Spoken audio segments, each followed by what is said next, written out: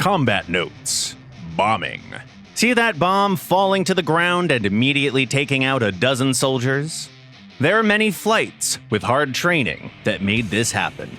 In this combat note, we'll try to teach you how to use bombs and rockets effectively. Basics.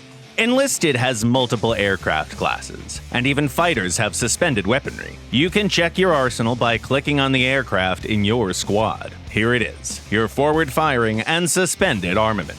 Bombs and rockets on the wings are mostly launched in pairs. This is done to keep the mass of the aircraft in balance. Hunting the enemy. Use Alt-E1 and a bit of team play to get the key advantage, intel from your allies. Your comrades can see the enemy better than you do and will place a marker on crowds of infantry or even enemy armored vehicles. We discussed how the markers work in last week's combat note. Can't get markers? Not a problem. You've got one more trick, tracers. They stay visible even at a long distance, and it makes all the sense to attack a point that spits a lot of fire. To avoid friendly fire, wait until the markers appear above your allies. That usually happens about a kilometer away. Bombing. 45 degrees. This is the minimum angle where your bombs and rockets stop being random sprays and become precise fire at enemy clusters instead. 45 degrees is the position where the bombs you drop with enough speed are within your screen. And that's the main rule. Bomb spread in a low-altitude dive is enormous, while in a vertical dive, you have too little time to adjust your aim and stop diving.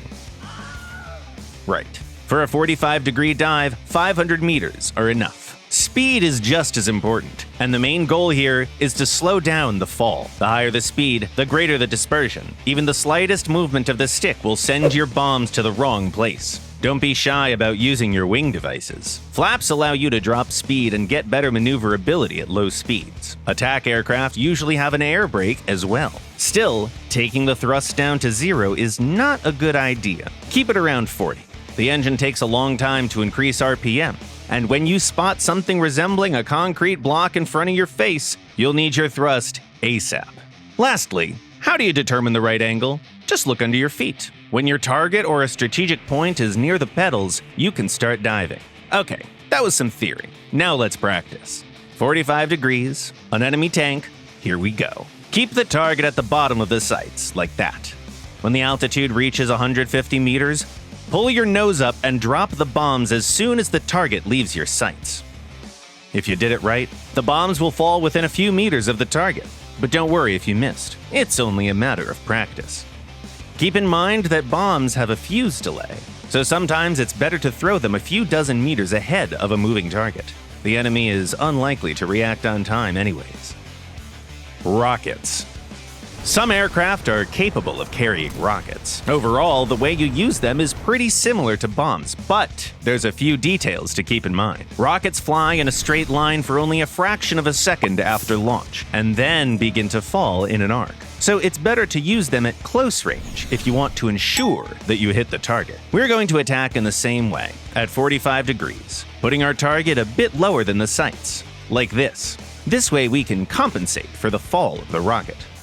Hold your fire until you're around 300 meters away from the target. Unlike bombs, rockets explode immediately upon impact, so the enemy has no chance to escape. Most aircraft have rockets suspended under their wings, so when you launch them, they fly to the sides of your crosshair instead of dead in the center. Remember that when you're attacking ground vehicles. If you want to be extra efficient against heavy vehicles, attack at a sharp angle, so that they get hit from above where their armor is thin. As a final piece of advice, do not dump all your ordnance at once. First, you're going back to resupply anyway, and you can always finish what you started on the way back. And second, if your first drop hit a ditch and brought no frags, wouldn't it be better to waste just one bomb and not two? That's it, pilots. Time to go to your cockpits and have some practice. Good luck hitting your targets!